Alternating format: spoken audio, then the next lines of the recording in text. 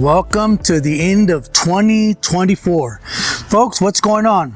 The last episode of Reflecting Him, 2024. I'm in my backyard right now, trying to catch my breath. It's nice and windy out here.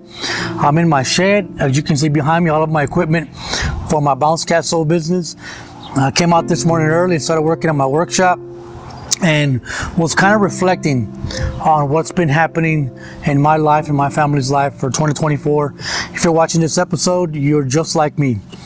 Not because we're both men or because we're both from Texas, but because you're a human being. You're a human being and you know what it is to experience loss. You know what it is to experience misfortune, setbacks, especially you guys who just got released from prison or probation. Whatever your situation might be, this might be the first time you're out of a confined environment, and you're going to experience Thanksgiving, Christmas, New Year's, and it feels good, right? You finally made it out and you're living good life, and that's great. But what I want to encourage you guys to do, girls, guys, whoever's watching this episode, what I want to encourage you to do is to reflect, as we all do at the end of the year. Reflect on your journey, right? But particularly this. In my personal life, I'm looking at my backyard, looking at the progress we've made. There's a mess back here. I got wood, tools, just things all over the place. But there's a satisfaction, a fulfillment that I've experienced in my life, knowing that I've been able to, by the grace of God and the support of my family, I've been able to take the scraps. I've been able to take just what the world might toss out and construct and build something with it. A lot of times you guys might feel, you women might feel like because you just got locked up or you just got out, or maybe you lost your job, you're going through a divorce, something's happening, something bad happened this year to you. And it's been hard for you to get back on your feet. Yet, getting back on your feet is exactly what you did. Look at you, you're here. You're on your feet, you're watching this video, you're fixing to enjoy some type of celebration today. It's the end of the year. And my message to you is this, really simple. I'm not in my office, I'm not dressed up, I'm not trying to present myself in any proper manner. Look, life is going to happen, and that's okay. Setbacks will occur, but you will get back up. The question is, what are you willing to do to make sure that the thing that set you back or the thing that you tripped over isn't going to happen again? That's my message to you guys as we end this 2024 year. I've had many setbacks. You guys know me personally. I used to work at the Kyle unit. I started off as an administrative clerk, then I graduated my way to a treatment specialist, and now at the end of that little tenure, I became a drug treatment counselor, and that was awesome. Had my own dorm. I was an HPOD. I was doing group in mini dorms, and I thought for a moment there that was going to be the pinnacle of my career. Maybe become a SAC 2, maybe become a program director. Like, I don't know where I was going at that point. But I remember in the moment when I was working at the Kyle, I thought, man, this is it. I work hard for this drug counseling job. I'm working in prison. I'm getting paid to do ministry on the cool. But I left. And me leaving the unit was a very hard thing for me to do, primarily because that was my passion. It is my passion. The incarcerated community remains my passion. Talking to the men and women who experience tremendous loss and incarceration is where my heart's at. But I left the unit because I had to make a decision for myself. And this doesn't make it right or wrong, in my opinion. I left because there were certain things happening in my life at that time that if I felt, right or wrong, I felt that if I continued in that path, I was going to get in trouble. And that's a message I want you guys to take home with you. I want you to take home with you this right here, that you don't have to remain at that job. You don't have to remain in that family function. You don't have to remain in that situation. You don't have to remain there if it's going to threaten your peace, threaten your physical freedom. Now, some may argue, man, Ruben, you just don't have self-control. Well, that's neither here nor there. The point is, I need to do what I need to do to protect my freedom, to protect my peace, and make sure that I remain a part of my family's life. And me leaving the Kyle was necessary for me to protect my best interests. Fast forward about a month after that, I'm cutting grass all summer long, slaving under this hot sun. Man, it was tough. But I'm cutting grass, making ends meet, paying bills, taking care of my family. And cutting grass season is coming to an end. And I'm thinking, oh Lord, what am I going to do now? All right, I can't cut grass anymore because the grass isn't growing. So what am I going to do? And I got this job out in New Braunfels doing customer service, and it's great. I get paid reasonably well. I get to work from home on occasion. It's a blessing. And I still do the Bounce Castle business and nonprofit work. To sum it all up, all the setbacks, all the things that I went through, I didn't let them keep me down. Hi, buddy. I didn't let any of the things that whether intentionally or not threatened me, I didn't let them take me down, hold me down. I kind of, you bob and weave and you move around. And you have to find a way to make sure that as you journey into 2025, you're wise enough to catch those things, those people, those relationships. And sometimes it's family.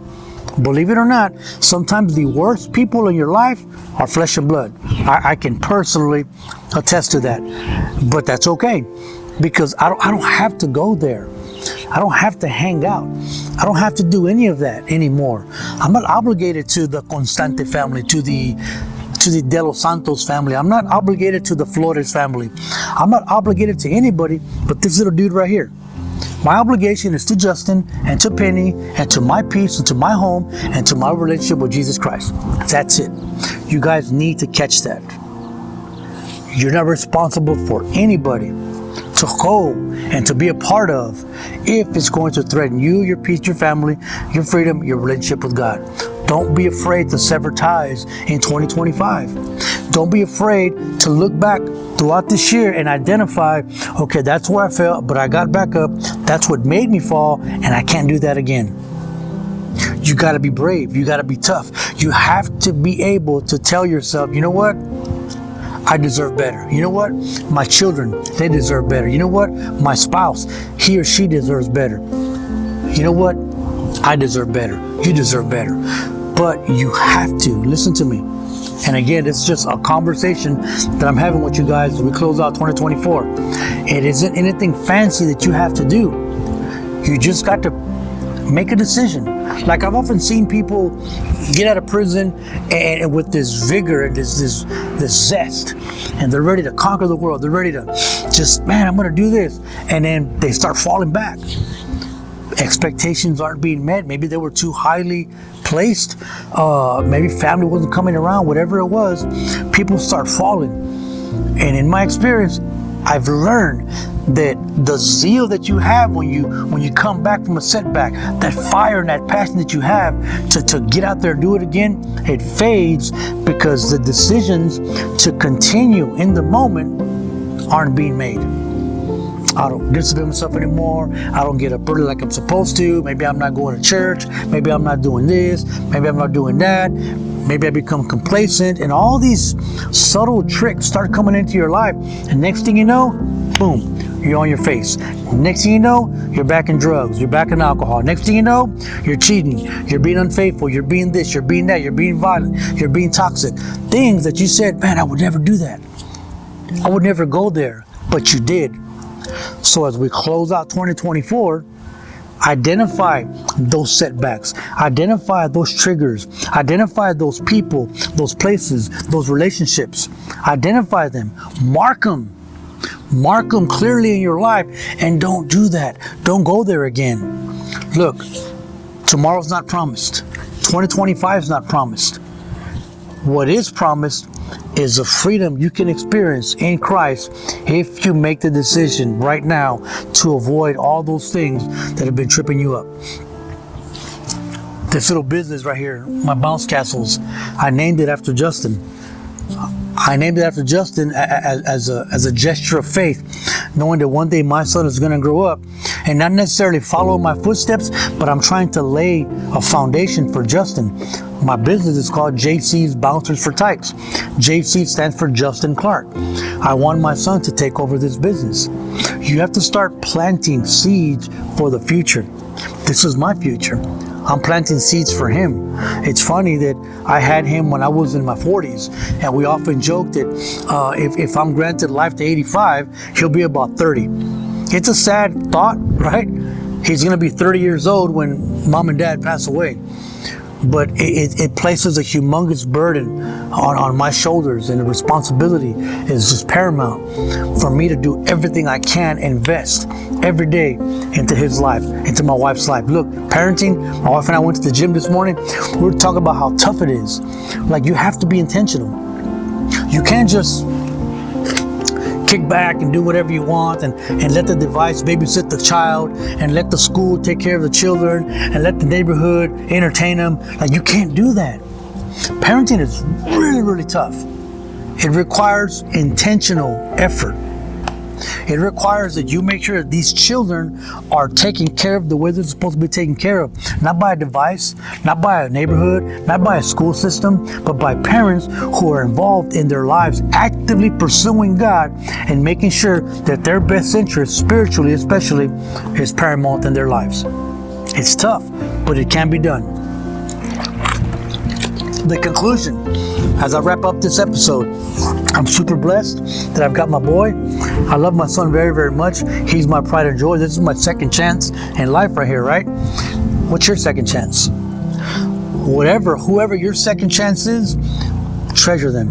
One of the things that stood out most at the seminar we had in Odessa during our Christmas break was the men pretty much took home more than anything else the concept of stewardship.